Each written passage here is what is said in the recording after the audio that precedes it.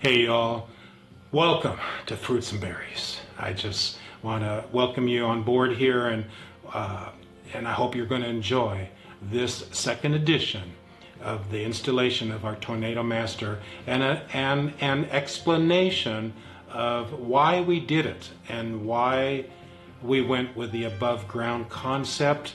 This is a little bit off the track from what I'm normally doing in regards to doing the outside and with our fruit trees and our stevia planting and all these things that we're moving into here on our homestead. But it's also very, very important that you keep your family safe. And I go into the explanation of this in this video clip, and I hope you enjoy it. Take care and God bless.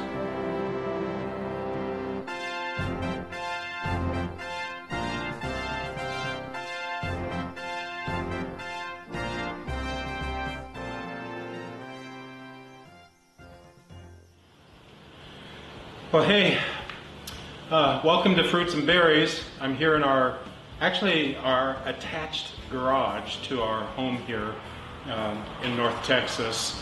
And as promised, I was going to do a little explanation of our storm shelter that we purchased almost 4 years ago, back in 2015.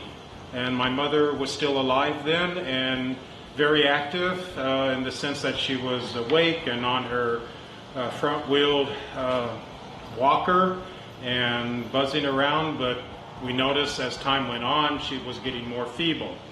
So anyway, I am going to just share a little bit of the history of the video that, if you have not seen our the installation of this shelter, I'll have a link at the end of this video, and also I believe I'm going to do a link also of the above ground. Let's see, we had in Moore, I think it was Moore, Oklahoma, and Joplin, in the city of Joplin also, Missouri, that they discovered that after those horrendous E4, E5 tornadoes hit those areas, that people that had this type of shelter on their property or inside their home or in their garage, like here, like my wife Ida and I have in our garage, they were still standing, and nothing else was standing. I mean, the only thing that was standing was the slab and the above ground storm shelter. Now, many people also in those areas, they also had the below the ground storm shelters, and that's also very successful in the Oklahoma, Missouri locations. So let me explain what brought all of this on board, and I'll try to my best. I seem to ramble sometimes, and I do apologize about that because there's so much that goes through my brain, and then I just talk and talk. So anyway, like I'm doing right now. So anyway, my mother came to live with us back in 2013 when we lived in another city about 10-15 minutes away from where we currently reside on this property. And she was with us for about a year. That was a 2-story house, typical tract home, nice home.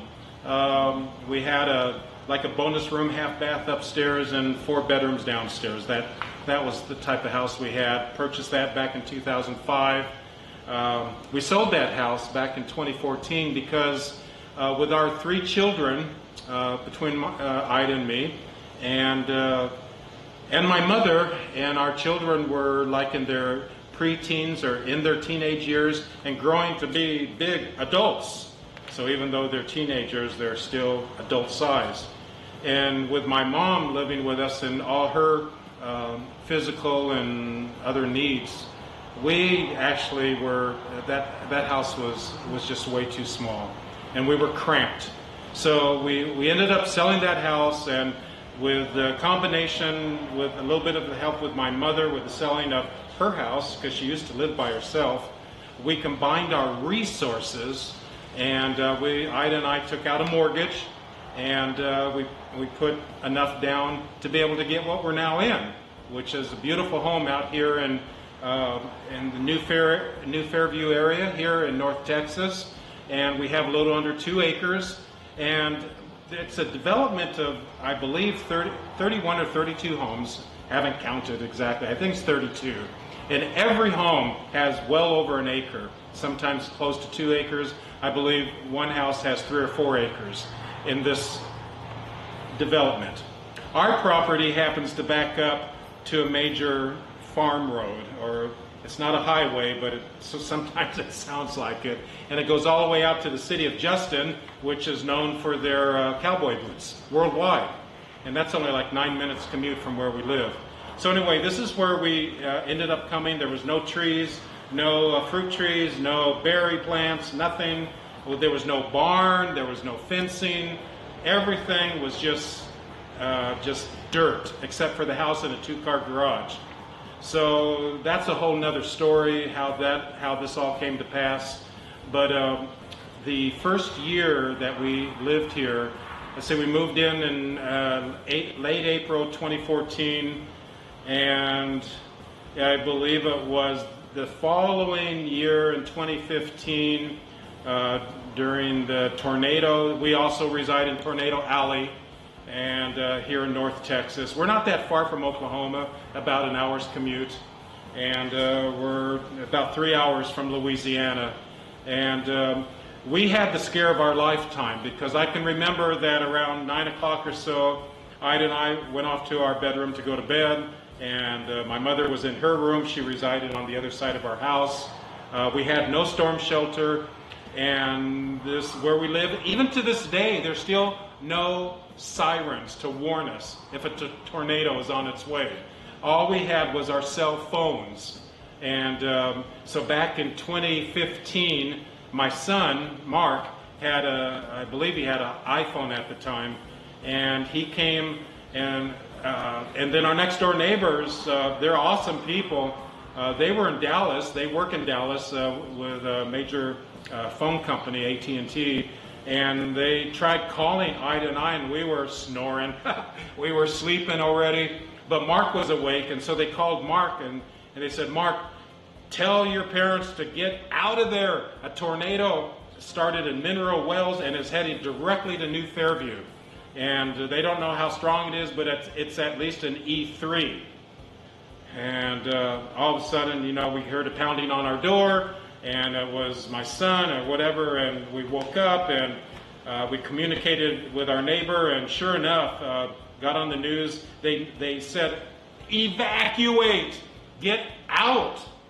And so all these 30-some homes here, everybody was out. And the closest safe place, because none of these homes really have like a bathroom in the middle. All of our bathrooms are like on the side of the house. That could be like the worst place to jump into a plastic tub or fiberglass tub and hope to God that if the tornado hits your home, that somehow you'll still stay alive. And so there was no safe place in our home. I never even thought about that when we bought the house, because it was just a nice house and it was the perfect size for 6 adults of us living out here. And so I went into my mother's room, and she was half awake, and I can just remember telling her we got to leave, and she goes, "Oh, I'm tired." I go, "Mom, this is not the time to be tired. A tornado is on the way. They're saying we have less than 10 or 15 minutes. We got to get out of here." So we helped her get her out of her bed. She got on her walker, and we have a little cement walkway going to the back where our van was parked. And she's just like on the walker, front-wheel walker, just tediously, inch by inch. And everybody's freaking out. Nobody's in our neighborhood. Everybody's already gone to Hazlitt to go to Walmart to seek shelter. And I'm hearing now on my phone that it's like 3 or 4 minutes away from hitting the tornado, hitting our city. And I'm going, God, we're not going to make it. We're not. There's flies around here. And it's hot in this garage too, by the way. It's probably over close to 90 degrees outside, and humid, and very windy today. Oh my gosh, today's the 14th. Yes, the 14th of June. So anyway, so going back to the story. So Mom is just creeping along, and she was kyphotic, so she's sort of like humped over on her back, and she also had osteoporosis, bone brittle. So if I'm 6'2", you know, well over 200 pounds, I can see myself trying to lift my mom up and to try to throw her into the van. I was fearful of cracking her back if I lifted her up. That's just the way it was at that time with my mom. So we had to be patient with her, and there was really no time, and I just said, God, it's in your hands. And then I guess the tornado started to touch down just in the back here in New Fairview. And my son races out of this garage, and we were over there by then with the built barn, and he shouted out, "Papa, the tornado made a beeline turn, is now headed towards Denton." It missed us, but we were spared just by minutes, like 1 or 2 minutes. And then I just believe the power of prayer. We're believers in God and Jesus, and believe me, all of us were just interceding and praying for that a miracle would happen. And God performed a miracle, and He turned that thing around, and it took off, and it went towards Denton here in North Texas. And we were spared. And because of that situation back in 2015, I swore to myself that I would never, ever, ever go through that situation again. So, as I just mentioned, so let me explain some things. I took some notes this morning. This storm shelter here, it's made by Tornado Master. Their website, I've gotten, I don't know how many hundreds of messages and stuff, you know, in regards to this in the last 4 years. A lot of them have been sarcastic, making fun, actually making fun of the video that I took 4 years ago because the music was too loud. Tornado Master actually asked for permission to post it on their website, and I did, and that's why many of you have been able to also be aware of it, thanks to Tornado Master. But it's also on the video, of course, is on our YouTube channel, Fruits and Berries. And that is what, you know, we call it now Fruits and Berries because almost 5 years living here, it's just been, maybe it's a carryover from my mother with her life over the decades of planting fruit trees and berries and citrus when we used to live in Southern California. It just hit me this last year of what an incredible thing that we have, even under 2 acres. That we could have well over 30 plus fruit trees, and we just started to plant blackberries now and blueberries, and we're just growing this thing. But I didn't realize that at the time when this tornado threat came to our home, and my mom was still living with us, and she was so feeble that we could not do a below. Just to answer your question, many people have said, well, why didn't you just do a below the ground, you know, under the ground? Tornado Master, even not only do they do below the ground, they'll come into a tract home. This is not really a tract home. This house sort of looks like a tract home, but it's placed out in the country. But they'll cut a big cement hole in the middle of your garage, bring in a tractor and dig it out, and then place this metal thing in there, and then they put an incredible sliding door over so you don't even notice it in your garage when you drive in. And maybe I could have considered that, but I didn't because I knew that we had a ton of rebarb under the foundation of this house. Anyway, we made a decision to go above ground because if you do the research seriously, instead of being, you know, some of you have been sort of funny and sarcastic and, you know, that this thing here will fly away when the tornado hits. I'll tell you, it's not going to fly away. They have proof in Joplin and more cities that when the homes that had these type of above ground or inside of a home that they were planted into, that they were still standing and people were safe in those things when those 2 massive tornadoes hit those 2 different cities. And there's a lot more proof of all of that. All you have to do is Google it and get on Tornado Master's website and other tornado shelter builders. There's some good ones all over the nation. We just went with Tornado Master because they're sort of close, and I believe in supporting the local, and they're highly, highly rated. That Better Business Bureau, the BBB, just highly rates them. Tornado Master, you can't get much better than their rating. And we had a gentleman come out here. He explained, I told him my mother's issues, and so the below the ground was not going to happen. And due to economics, we decided to go this route. We actually had some money in the savings, and so I said, let's do it. I don't ever want to live through something like that again. And I would also like to express to so many of our new subscribers, and especially the subscribers that are also doing homesteading, whether it would be with animals, chickens, cows, horses, or with fruits and berries, or plants, or herbs, or off-grid, on the grid, whatever. This is really something. And I cannot just tell you just how blessed and fortunate it is to not have the worry that next time we're threatened, that if we're here when the threat arrives, that we don't have to race outside and step down into a hole, but we can come literally into our garage. And in this next video clip, I'm going to just open up, and you're going to see exactly the size of this in a sense, and this thing will actually, if you stand up, it can actually fit anywhere from 10 to 11 people. Well, right now we're, it's just my wife and I, and my son and daughter-in-law are temporarily living with us as he's going into the military, and so we're helping them out before he ships out in July next month. But it's awesome having something this close. And as far as I know, nobody else in this development has a storm shelter. And it's really sad. It is really sad because we do live in Tornado Alley. So I'm going to end it at the moment and hope to give you a brief tour here. So here we go. Okay, so right here, it's just engraved very beautifully into this steel here. Tornado Master. It does have 3 deadbolt locks. I've had several people ask me, well, why in the world would you have something like that? Well, let me tell you, that's just an added feature only.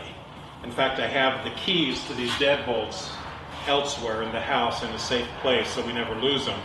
But if you had it if you were into hunting, I'm just using that as an example. You had rifles and guns and ammunition and stuff that you don't want your children around, or you want to keep it in a very, very safe place. This is probably the best place ever. Even if the house burnt down, this thing, it would of course still be standing and everything would be safe. And as I'm going to describe in here in a second, it's got air vents on the sides of this thing.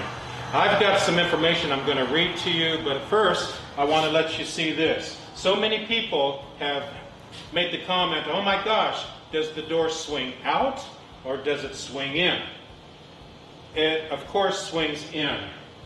And so, let's say if the house was ripped off of its foundation and this thing is bolted in, and I'm going to explain that, why this thing will not be lifted even on an E5 situation, why it won't go flipping off like some of you have said. I mean, those are the negative comments. I have had multitudes of positive comments on this thing, but it's incredibly ingrained in and cemented into the foundation of this cement flooring here in our barn. And I'm 6'2", and here I am in here, and like I said, about 10 to 12 people. You know, it's if you got some heavy set or some super skinny people, make sure it doesn't matter. I'm getting a little bit on, and I got to go on a diet. But anyway, but it's easy because think about it. on every single tornado that you hear about in the news or whatever, it comes in and it goes out. It doesn't just hang in there and just stay forever and ever. They come and they go. It's like a whirlwind, literally. And they can cause massive, massive destruction in just such a brief, like just seconds sometimes. It's just here and it's gone. So it's not like you're going to be hunkered in here for hours on end. So let me explain. If this whole house, was ripped off the foundation, well, it probably isn't going to even be settling here. It's going to be thrown somewhere else. But let's say if the house got ripped up and it's settling in here and it's blocking the front entrance. Well, at least for 4 or 5 of us that can easily fit in here, the door opens up and then we can hopefully be able to get out. There's ventilation on each side here, so we're not going to be suffocating. And we have emergency kits and everything. Actually, all that's inside the house. I need to get it back inside the storm shelter here. But it is incredible. And on the next video clip, I'm going to read some stats on this from Tornado Master, and that will help even explain further with what I just mentioned. Okay, so what I'm going to do here is just trying to give you just a little bit of an idea of going inside this thing. You can see in here beams. I've got internal lighting in here. There's 2 of the air vents and they are protected on the outside. And when I step out of here, I'll show you on the other end exactly what's protecting those from the outside if anything collides with this storm shelter. And here you can see where we would bolt that door once we're all inside. And there they are right there. And you take one of those, and when the door is shut, you place it there, and there's one on the other side. And there's just no way in the world that the thing is going to fling open and suck us out when that happens. This is roomy. It's got a lot of room. I suppose we could put indoor-outdoor carpeting in here. I could put some other emergency food situations in here. Yeah, there's a lot that we can do to make it fancy, but I'm not being fancy. I mean, this is a storm shelter, and it's here primarily to save our lives, to protect our lives, in other words. And here on the side, that's what's covering those air vents. So I hope that this gives you somewhat of a better idea of, I believe this is like 10 by 4 or 12 by 4, something like that. I apologize, I didn't really measure it. It's actually a good size. It's more than enough for our neighbors next door and ourselves if need be. But it gives you that peace of mind. Okay, so I'm just going to read a little bit from, this comes directly off of the Tornado Master website. And by the way, that is www.tornadomaster.com. It's that simple. You can just, I looked it up this morning. I was on their website within, 10 seconds or whatever. It was just lickety split. They have so much videos, they have so much description, and they can answer all of the questions in regarding why above ground versus below ground. And they've just got other resources on there with so many people asking so many questions. And so anyway, please visit their website if you have more questions after watching this video thing. I'm just going to read just real quick here, and this is coming directly from them off their website. I printed it out so I can read it to you. And it says, they're saying here, Tornado Master is saying that we purposely left the seating out to allow your own stools or fold-out type lawn chairs, etc. You can put all of that inside to make it very comfortable if you want. It also allows for the entrance of a wheelchair or an electric scooter chair for those that need them. That would be my mother, Marilyn Getty. God bless her soul. And the door swings to the inside, just like I showed you, to be able to open if debris might be piled against it. It comes with 3 interior 3/4 steel latching pins to secure the door. It also has a locking deadbolt to be able to be used, so you can use it, in other words, as a safe. Okay. And going on here, it says the walls here are 1 1/4 inch plate and have 2-inch steel tube framing. Our shelter meets and exceeds the FEMA guidelines for storm shelter construction. The shelter is anchored to an existing slab with 1.5 inch times 4 inches red hedge wedge anchor bolts. For those that are skeptics, I hope that answers your question. There is nothing on the market stronger or anchored with any heavier anchoring system. It can be installed in one day and can be put in a garage or in a closet, etc., while constructing your home. So this house was already built by the time we got this, so that's why it's in the garage. They're saying that their shelters have 3 heavy commercial grade deadbolt locks and 1 interior safety lock, giving you 6 safety locks. Okay, there you go. All of American Tornado Master products have been tested.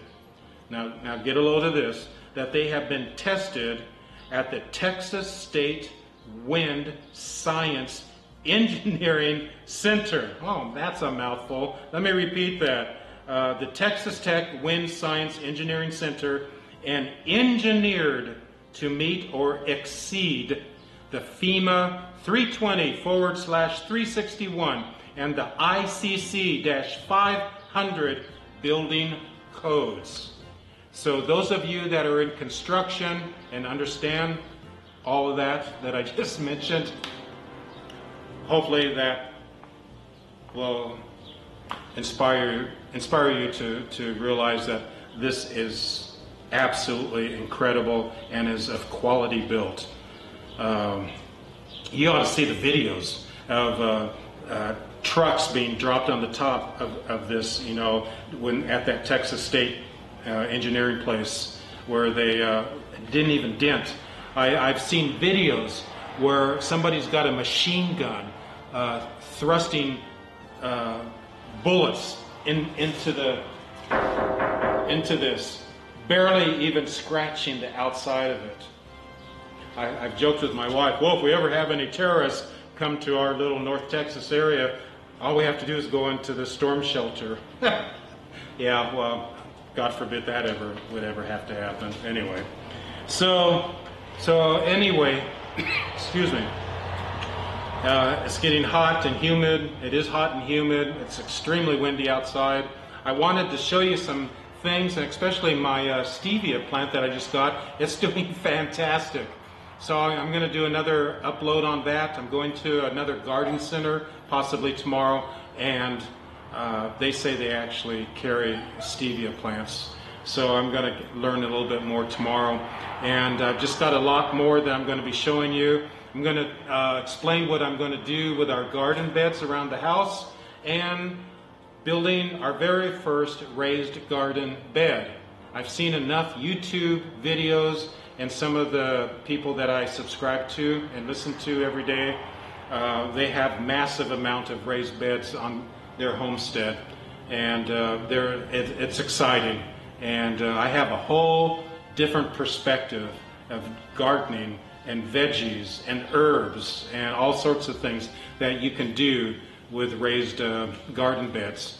I mean, you don't have to have a homestead like we have. I mean, you can be in the city, you can be in an apartment and still do this same type of thing.